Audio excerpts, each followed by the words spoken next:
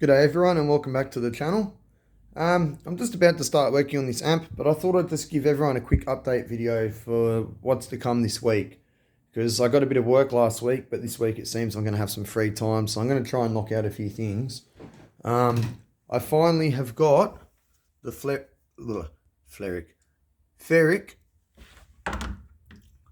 chloride solution and stocked up on proto board. I've already got little pieces of like just normal cut-offs and sheets of double-sided and single-sided copper clad fiberglass, some copper tape and stuff there. But I picked up these two big sheets because I've got a couple of huge amplifiers to build. Got some proto board. I stocked up on that because I only had a few pieces of that, and as I've gone over in other videos, breadboard's handy. I actually just got another 2 pieces of breadboard because I've blown holes and stuff in some of my older ones. But it's still only handy for some things, If you've got high impedance circuits or stuff that's pulling current, there's a few scenarios: capacitance between traces, inductance of traces. There's situations where breadboards are not any good in, and other situations where they are great in. Anyway, I got the last of my components I've been waiting on. I bought this pile of random mixed components. I actually have one more pile coming from these people, and it's a bag of, excuse me, just mixed polystyrene capacitors. Really, really nice ones. So I jumped on that. So that's coming too, even though there's already some in here. But I mean, the bag I'm getting, it's got glass ones, it's got red ones, green ones, silver ones, and it's huge. It's like the size of this pile. So that's awesome. Just got a mad poly cap, whatever you want to call it, fest. I bought this pile of, whatever you want to call it, floor sweepings, because I wanted to see if it was going to be used components that were just, crap, or if it's going to be Chinese quality stuff. No, it's all legit brand name stuff. I mean, there are Chinese brands, but they're brands that I've seen in appliances that are commonly used. They're not like your Chong X and like the complete fakes. And there are some in here that are actually, I did come across a couple that were actually half decent, like that one, But the main thing that I'm interested in is all the little green caps, the film capacitors, because they cost, like some of these are like $1 each,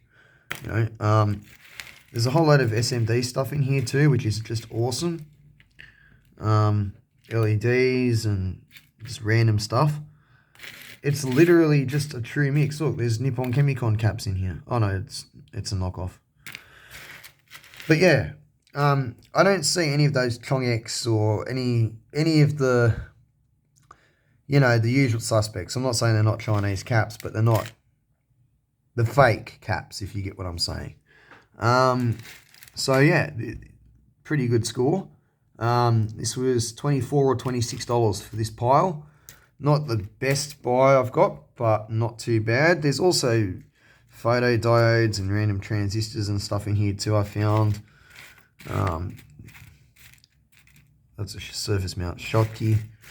The main value is going to be the film caps, the polyesters, the greens, so mylars, polyesters, and I guess there's some MKP, MKT, maybe some sort of film. I haven't worked out what they are yet.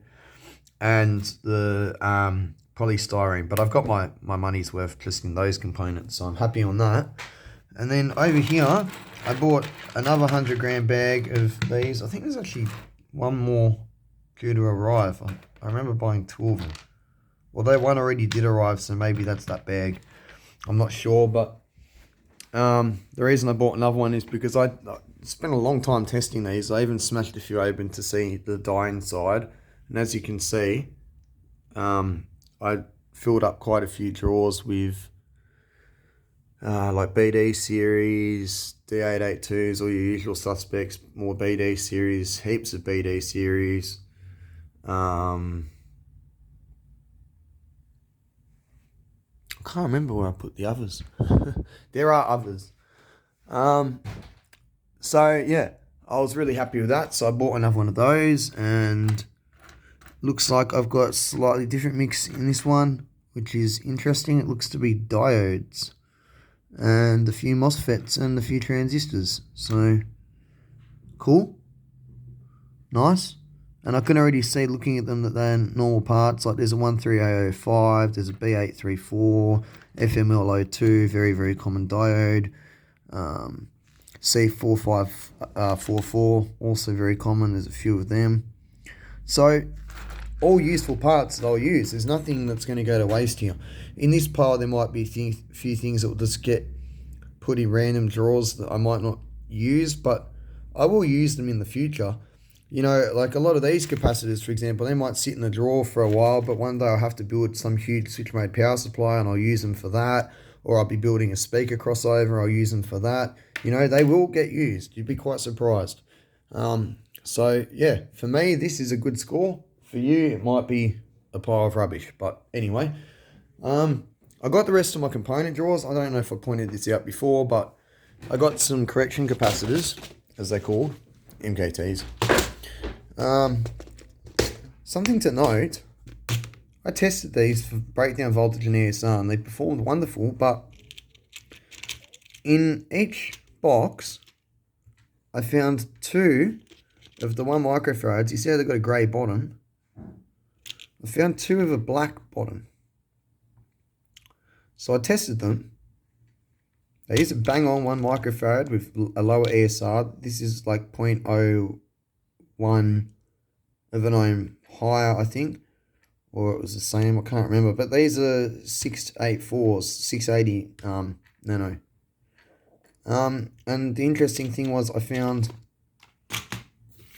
2 of them in each box. So I don't know if that's something they're doing to like get the price down, because these are all really good quality capacitors in terms of breakdown voltage, ESR, leakage. Nothing was wrong with them, you know, even other parameters. They were great. But I found a couple just in there. I checked them all.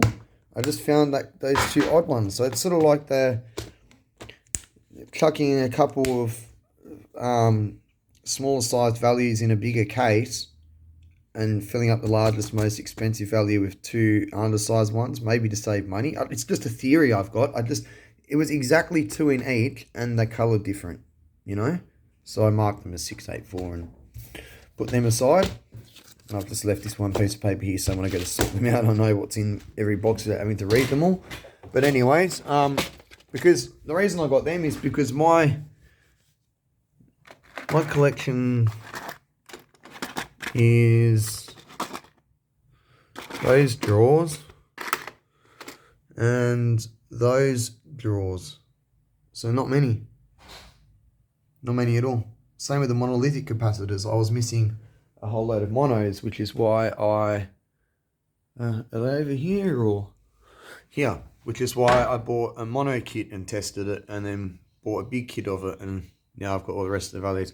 I also got some what do you call them, like resistor style chokes, because I already have some, but again it was not sorted, and I can't even.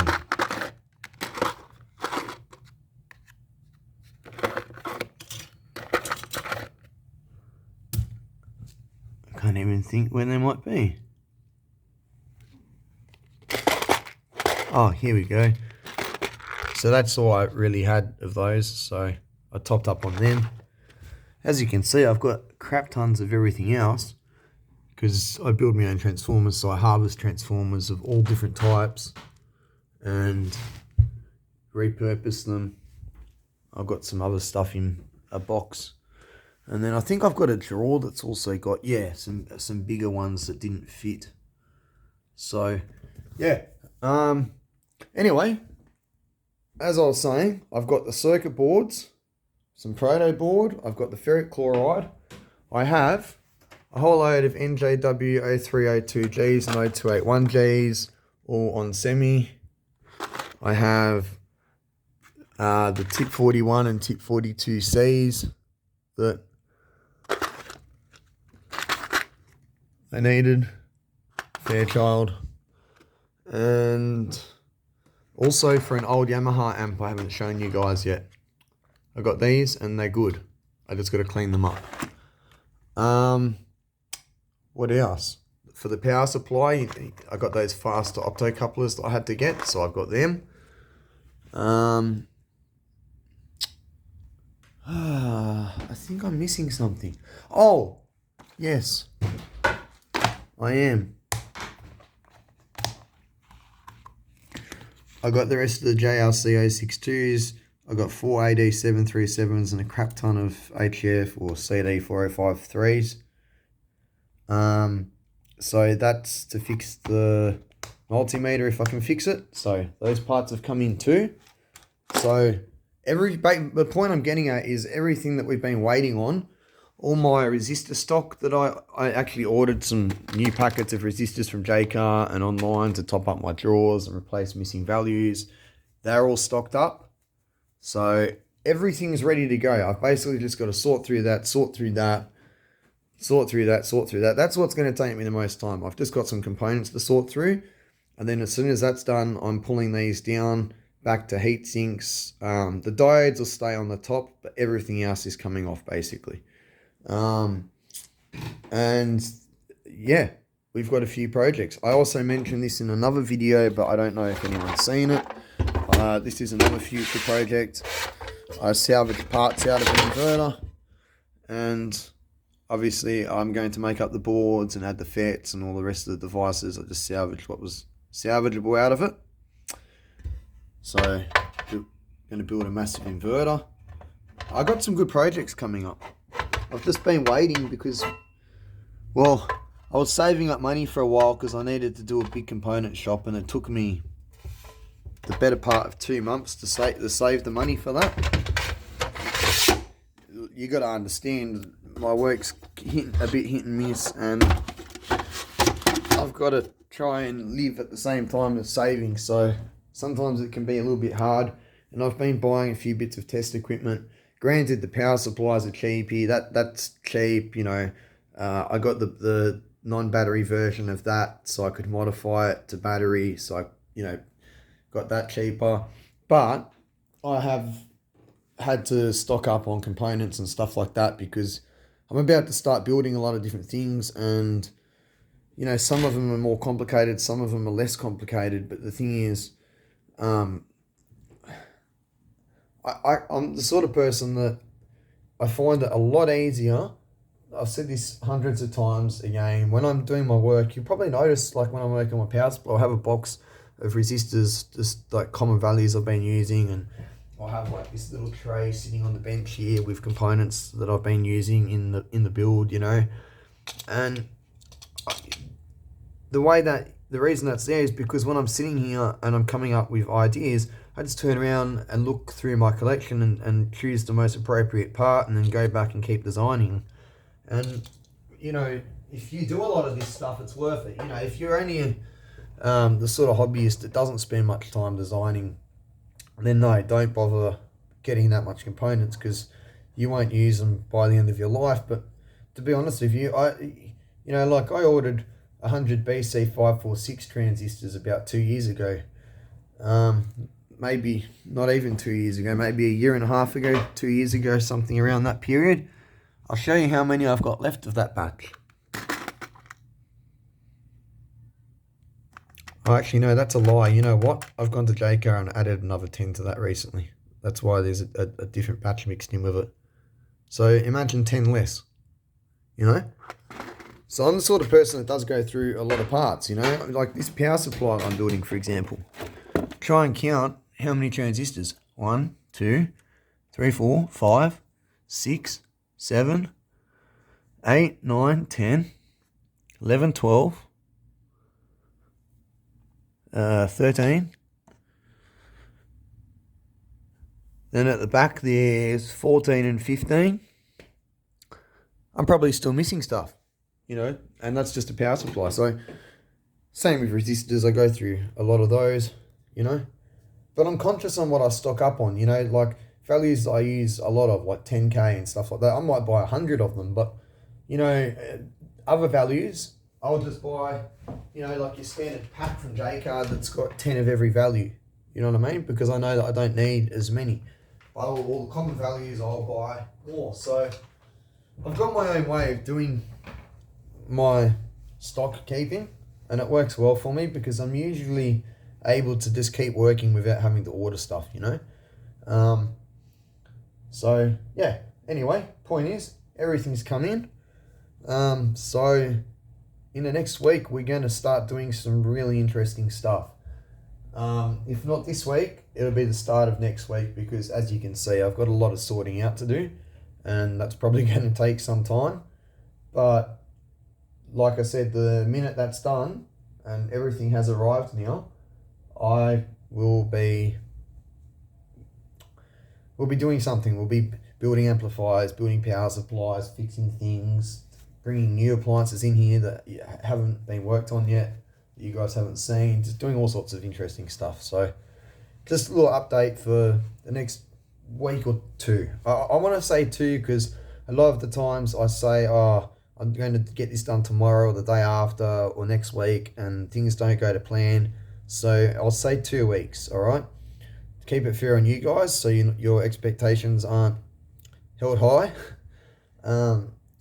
Give me 2 weeks at the most. But as you can see, you know, I'm not the sort of person that just talks, you know, smack. Everything is here, you know, starting with the capacitors, all the components I said I had coming, the boards, the ferric chloride to etch them, everything, the transistors. You know how many 2SC 5200s I got? I got them from 3 different wholesalers. I got all of those from one wholesaler. And then I got all of those from other wholesalers. So, and then that doesn't even, I'll be so happy when I get these mounted to the wall. My apologies for one moment, sorry. Yes, these are also for upcoming builds, not the shitty capacitor box. I'm talking about the SAP15Ns and SAP15Ps and those other transistors that are on the heatsink with the VB multiplier transistors. See, I've even got the fans for my amps. I even went and got the power switches for them the other day. Here they are. I don't know if you can tell, but those two were already in there. I just got these. I thought maybe the pins would be shinier or not. But yeah, I've got everything ready for the amplifiers because I already had most of the parts because I'd already built them. So I only needed to get a few new parts. So, alright. That's pretty much all I had to go over. I just wanted to point out that everything that I've been waiting on to arrive has arrived. So we're about to get into everything and start building stuff and fixing stuff. Other than just this. So, hope that's good news for everybody. And I'll see you all in upcoming videos. Don't forget to like, subscribe, and comment. Thank you.